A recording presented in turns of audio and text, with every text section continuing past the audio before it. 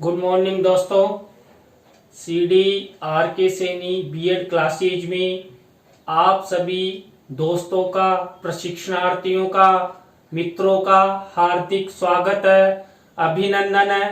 देखिए, हम प्रतिदिन लाइव क्लास के माध्यम से आपके बीएड पाठ्यक्रम का अध्ययन कर रहे हैं। आपको कैसा अधिगम हो रहा है, कैसा ज्ञान मिल रहा है, आप कमेंट्स के माध्यम से हमें जरूर बताया करो। और हमारे जो YouTube चैनल का लिंक है उसको अधिक से अधिक अपने मित्रों और सहपाठियों को जरूर शेयर किया करो। देखिए, आज की जो हमारी लाइव क्लास होने जा रही है, इस लाइव क्लास में आपका पेपर है समकालीन भारत और शिक्षा।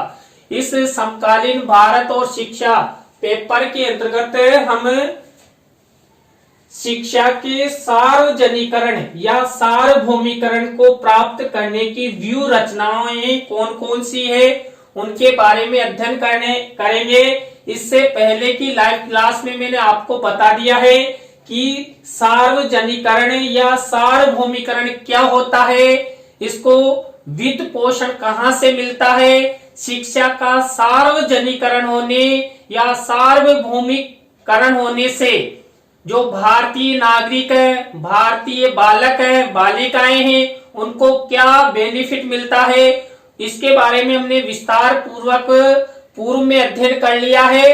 आज तो हम जब शिक्षा का सार्वजनिकरण या सार्वभौमिकरण किया जाता है तो उस शिक्षा के सार्वभौमिकरण और सार्वजनिकरण के द्वारा जो इस सार्वजनिकरण और सार्वभौमिकरण को किस प्रकार प्राप्त कर सकते हैं, इसकी जो व्यू रचनाएं, ऐसी क्या व्यू रचनाएं करनी होती है जिसके माध्यम से सार्वजनिकरण या सार्वभौमिकरण का लक्ष्य प्राप्त किया जाता है, शिक्षा जनमानस तक पहुंचे। इसके लिए जो तरीके अपनाए जाते हैं वो व्यू रचनाएं होती है और उन व्यू रचनाओं के द्वारा शिक्षा का जो सार्वजनिकरण या सार्वभौमिकरण का जो लक्ष्य होता है उसको पूरा किया जाता है। तो आइए देखते हैं शिक्षा के सार्वजनिकरण या सार्वभौमिकरण को प्राप्त करने की व्यू रचनाएं। व्यू रचनाएं कौन कौन सी है, इससे पहले मैं आपसे फिर कहना चाहता हूं, हमारी लाइव क्लास के लिंक को अधिक से अधिक शेयर कर दें, अपने मित्रों और सहपाठियों को हमारे YouTube चैनल के बारे में भी बताएं। तो देखिए, सबसे पहली व्यू रचना है माता पिता एवं अभिभावकों से संपर्क कर शिक्षा का महत्व बताया जाए। देखिए, भारतीय समाज में शिक्षा का अभाव है, माता पिता शिक्षित नहीं है, तो जो शिक्षा के सार्वजनिकरण या सार्वभौमिकरण को प्राप्त करने की व्यू रचनाओं के अंतर्गत सबसे पहले माता पिता एवं अभिभावकों से संपर्क कर शिक्षा का महत्व बताना चाहिए। देखिए, यदि माता पिता को शिक्षा का महत्व बताया जाएगा तथा उनके बालक बालिकाओं को विद्यालय में भेजने के लिए प्रेरित करना चाहिए। देखिए, यदि हमारे द्वारा उनके माता पिता अभिभावकों को शिक्षा का महत्व बताया जाएगा और जो उनके बालक बालिकाएं हैं उनको विद्यालय भेजने के लिए यदि हमारे द्वारा प्रेरित किया जाएगा तो जो शिक्षा का सार्वजनिकरण है, शिक्षा का सार्वभौमिकरण है, उसका लक्ष्य सफल होगा। तो पहली व्यू रचना यही है कि माता पिता को प्रेरित करना चाहिए, समझाना चाहिए, शिक्षा का महत्व बताना चाहिए। दूसरी व्यू रचना है विद्यालयों की स्थापना उन स्थानों पर करनी चाहिए जहां पर छात्र सरलता से पहुंच सके। देखिए, जहां पर छात्र सरलता के साथ विद्यालय जा सके, ऐसे स्थानों पर यदि विद्यालय स्थापित किए जाएंगे तो शिक्षा का जो सार्वजनिकरण सार्वभौमिकरण की जो व्यू रचना है वो सफल होगी और शिक्षा का सार्वजनिकरण सार्वभौमिकरण भी सफल होगा। इसलिए अधिक से अधिक विद्यालय छात्रों के आवागमन के निकट ही, गांवों के निकट ही स्थापित करने चाहिए, जिससे बालकों को किसी प्रकार की विद्यालय में जाने संबंधी बाधा उत्पन्न न हो। छात्र आराम से विद्यालय जाए और आए, शिक्षा ग्रहण कर सके।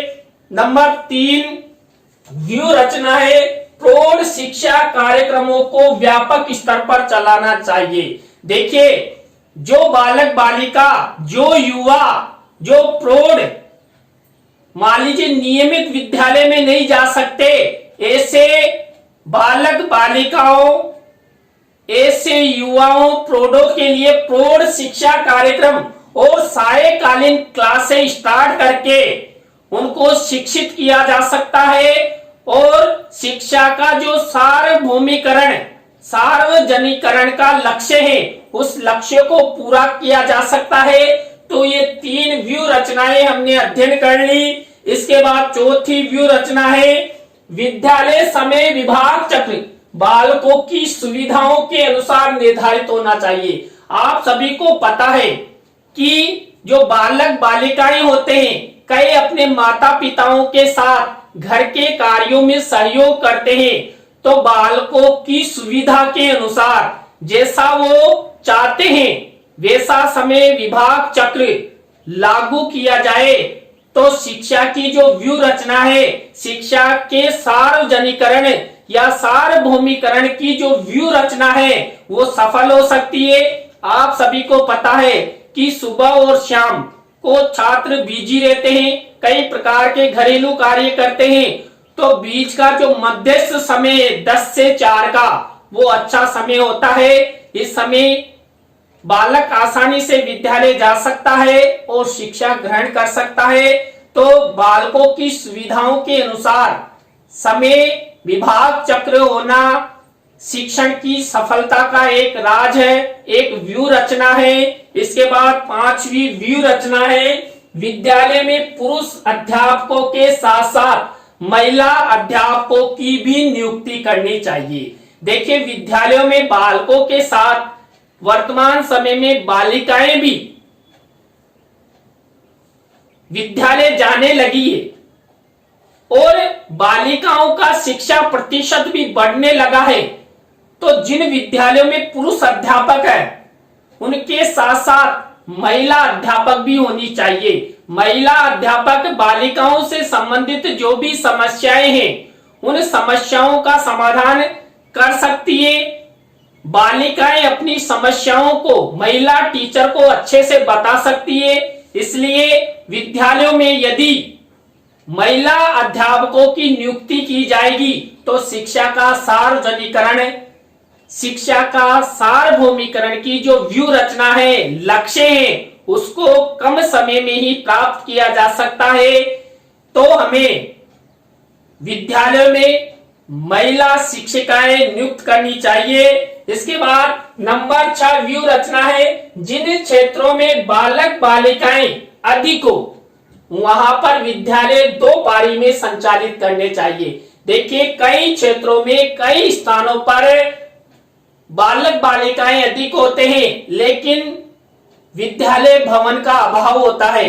तो ऐसे स्थानों पर यदि विद्यालय 2 पारियों में चलाए जाएंगे तो बालक बालिका आसानी से शिक्षण कर सकते हैं और उन क्षेत्रों में जो बालक बालिकाएं हैं वो शिक्षा ग्रहण करेंगे और साथ ही कक्षा कक्ष पर छात्र छात्राओं का जो भार होता है वो भी नहीं होगा।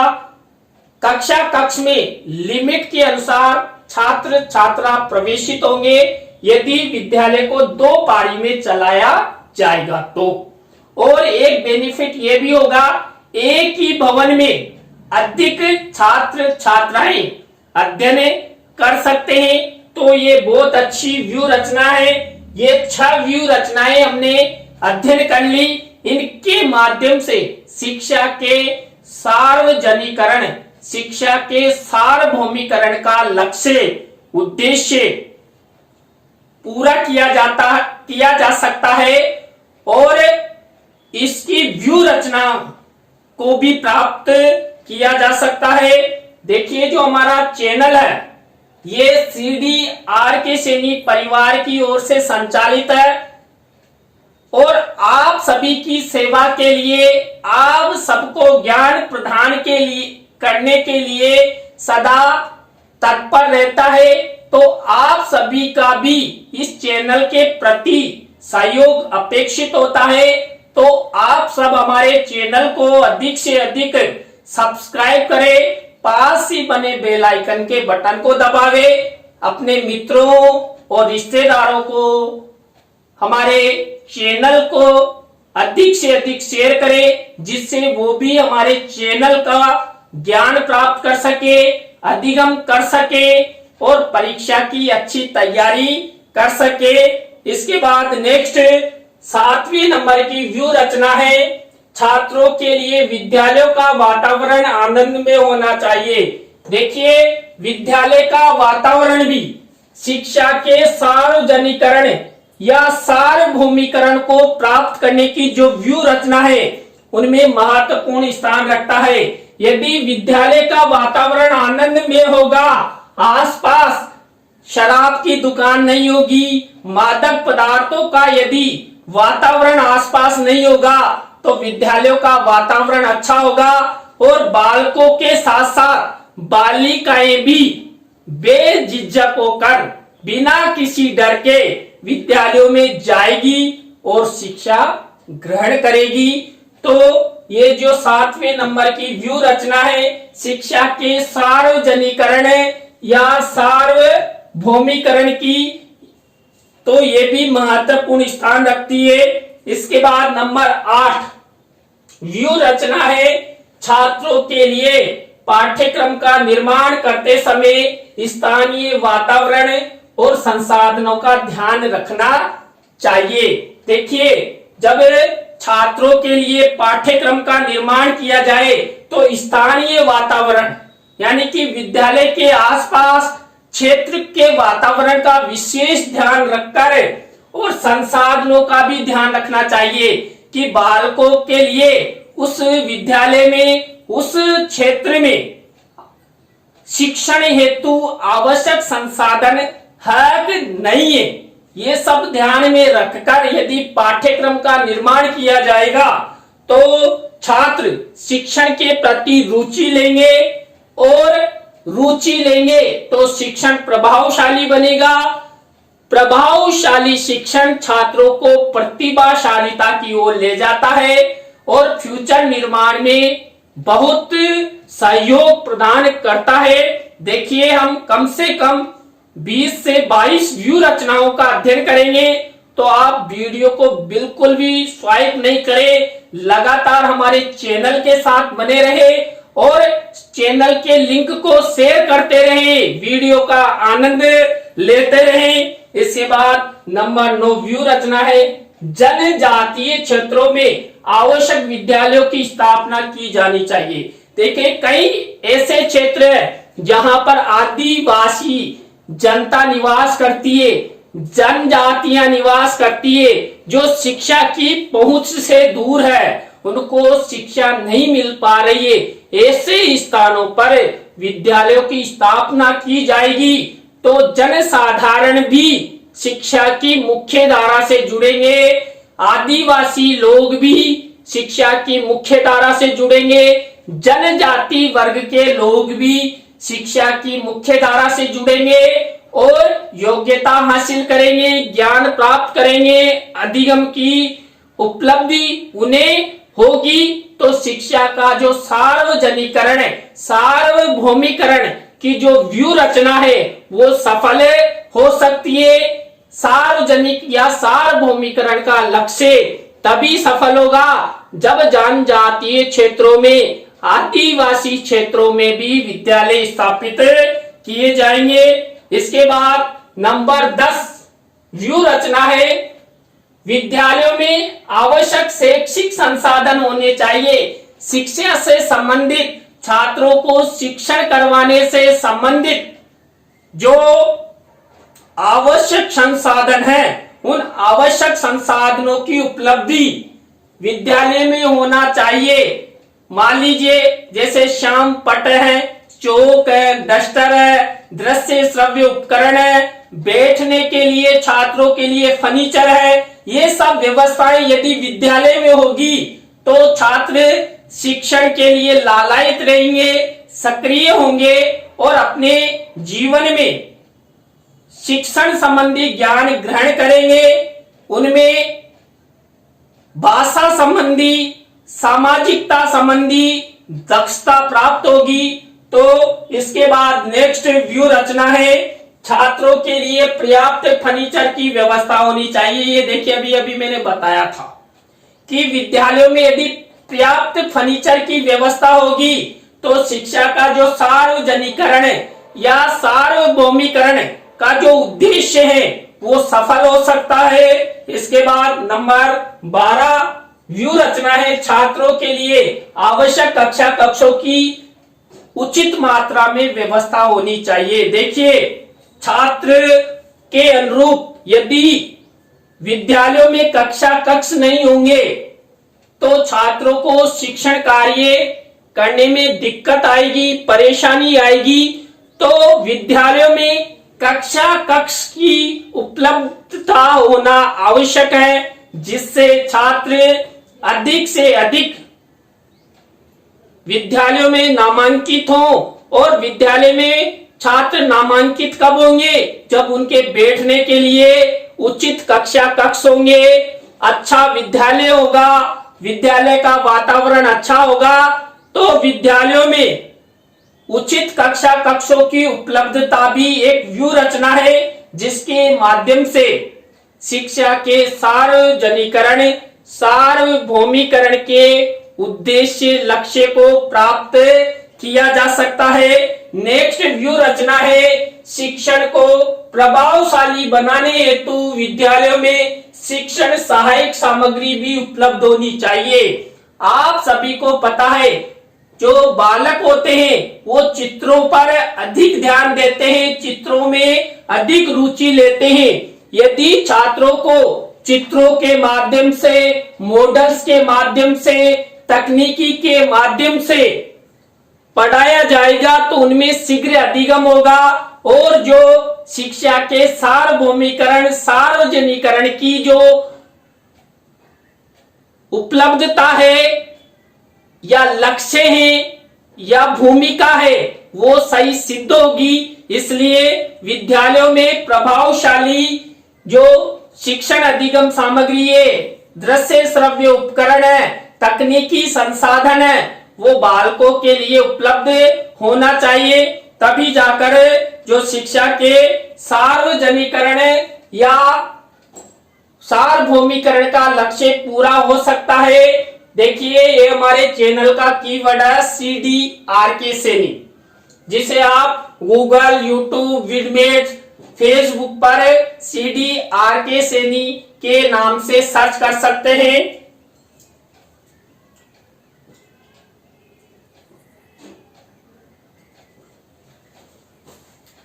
नेक्स्ट व्यू रचना है, विद्यालयों में पुस्तकीय ज्ञान के साथ साथ पाठ्य सहगामी क्रियाओं का भी आयोजन होना चाहिए। देखिए छात्र खेलों में अधिक रुचि लेते हैं, सांस्कृतिक प्रोग्रामों में लड़कियां अधिक भाग लेती है और उनके साथ साथ लड़के भी भाग लेते हैं। तो विद्यालयों में जो सैद्धांतिक ज्ञान, जो पुस्तकीय ज्ञान छात्रों को प्रोवाइड करवाया जाता है, उस ज्ञान के साथ साथ यदि छात्र छात्राओं को पाठ्य सहगामी क्रियाओं में भाग लेने के लिए पाठ्य सहगामी क्रियाओं का आयोजन किया जाएगा तो छात्रों में रुचि बढ़ेगी कि हमारे विद्यालय में तो पढ़ाई के साथ साथ खेलों का आयोजन होता है, मनोरंजन के संसाधन है। तो इन सब की व्यवस्था यदि विद्यालयों में की जाएगी तो शिक्षा के सार्वजनिकरण, सार्वभौमिकरण की जो व्यू रचना है वो सफल होगी, उसको अच्छे से प्राप्त किया जा सकता है। विद्यालयों में सैद्धांतिक शिक्षा के साथ साथ व्यवसायिक शिक्षा की व्यवस्था भी होनी चाहिए। देखिए विद्यालय जो उच्च माध्यमिक विद्यालय है, उन विद्यालयों में जब हम विषय ग्रहण कर लेते हैं उनके साथ ही शिक्षण के साथ साथ व्यवसायिक विषयों का संचालन भी होना चाहिए। कई तकनीकी ज्ञान फ्यूचरकृत व्यवसायों के लिए धीरे धीरे उनको प्रशिक्षण प्रदान कर देना चाहिए, जैसे कंप्यूटर से संबंधित है, हस्तकला से संबंधित है। ऐसी जो कौशल है, व्यवसायिक क्षमताएं हैं, व्यवसायिक प्रशिक्षण है, वो बालकों को प्रदान कर देने चाहिए, जिससे शिक्षा के सार्वजनिकरण सार्वभौमिकरण की व्यू रचना को प्राप्त किया जा सकता है। विद्यालयों में छात्रों के लिए अल्पाहार की व्यवस्था भी होनी चाहिए। देखिए, यदि छात्रों को विद्यालय में अल्पाहार मिलेगा तो छात्र यही सोचकर विद्यालय जाने लग जाएंगे कि कम से कम अल्पाहार तो मिलता है, तो शिक्षा के साथ साथ हमें भोजन भी मिल रहा है, नाश्ता मिल रहा है, कभी एप्पल मिल रहे हैं, कभी ऑरेंज मिल रही है, कभी क्या मिल रहा है, तो छात्र शिक्षण के प्रति लालायित होंगे, रुचि लेंगे, सक्रिय होंगे। तो शिक्षा के सार्वजनिकरण की सफलता के लिए, सार्वभौमिकरण की सफलता के लिए व्यू रचनाओं के अंतर्गत अल्पाहार की व्यवस्था होनी चाहिए।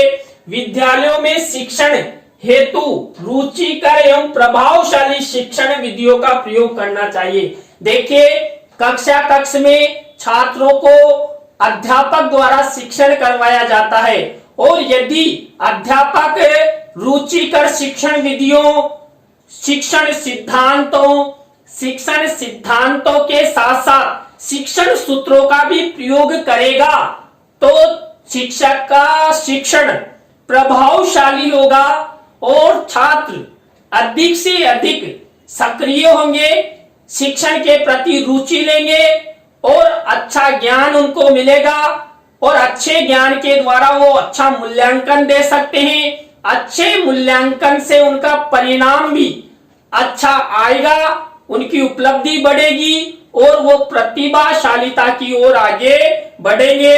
इसके बाद देखिए, नेक्स्ट व्यू रचना है, विद्यालयों में छात्रों के लिए छात्रवृत्ति, पोशाक एवं निःशुल्क भोजन की व्यवस्था होनी चाहिए। देखिए, अल्पाहार के साथ साथ यदि छात्रों को विद्यालय में क्या मिलेगी, छात्रवृत्ति मिलेगी, पैसे मिलेंगे, क्योंकि देखिए छोटे बच्चे होते हैं ना, वो पैसों के प्रति ज्यादा लालायित होते, 5 रुपए दीजिए, 10 रुपए दीजिए। तो छात्रों को छात्रवृत्ति मिलेगी, पोशाक यानी ड्रेस मिलेगी और निःशुल्क भोजन मिलेगा, तो माता पिता भी क्या सोचेंगे, अरे अपने बच्चों को तो विद्यालय भेजो जहां पर अल्पाहार मिलता है, भोजन मिलता है, ड्रेस मिलती है और छात्रवृत्ति की व्यवस्था भी होती है।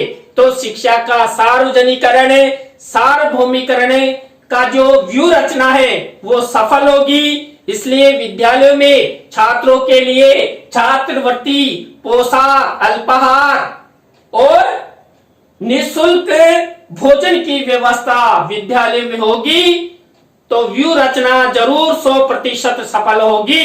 इसके बाद देखिए, विद्यालयों में प्रशिक्षित अध्यापकों की नियुक्ति करनी चाहिए।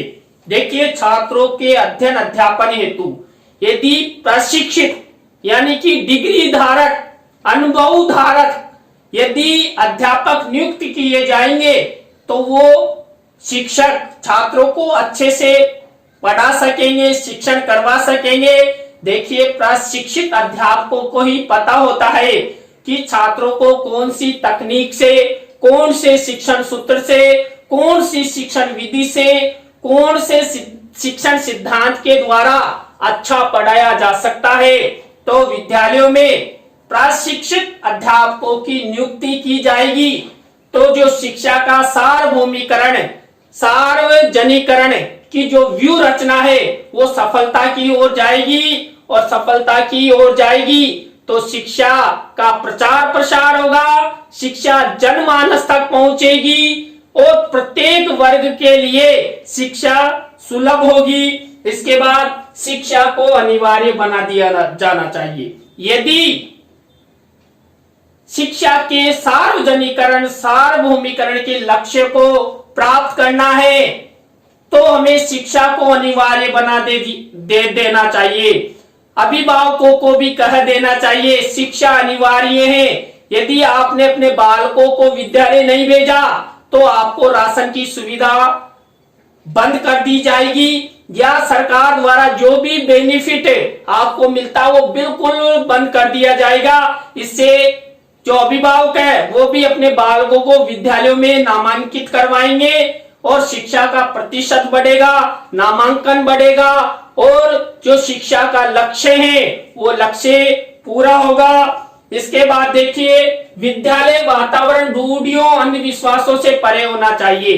देखिए, कभी भी विद्यालय में चाहे अध्यापक हो या विद्यालय प्रशासन हो, रूढ़ियों और अंधविश्वासों पर कभी भी ध्यान देना नहीं चाहिए, क्योंकि शिक्षा आधुनिकतम विचारधारा, आधुनिकतम दृष्टिकोण प्रदान करती है। शिक्षा अंधविश्वासों और रूढ़ियों से परे होती है। यदि अध्यापक भी रूढ़ियों और अंधविश्वासों की बात करेंगे तो शिक्षा कभी सफल नहीं हो सकती, छात्रों को अच्छा शिक्षण नहीं मिल सकेगा। इसलिए शिक्षा के सार्वजनिकरण, सार्वभौमिकरण की सफलता के लिए विद्यालयों में रूढ़ियों और अंधविश्वासों का अंत कर देना चाहिए, तभी शिक्षा की व्यूह रचना सफल हो सकती है। इसके बाद कुछ नहीं, हमारी लाइव क्लास पूरी होती है। तो आप सभी को बहुत बहुत धन्यवाद। राम राम सा। कल नए टॉपिक के साथ इसी समय CDRK सैनी बीएड क्लासेज में आपको अपने मित्रों और हमारे साथ हम आपसे फिर मिलेंगे। थैंक यू, धन्यवाद, राम राम सा, बाय।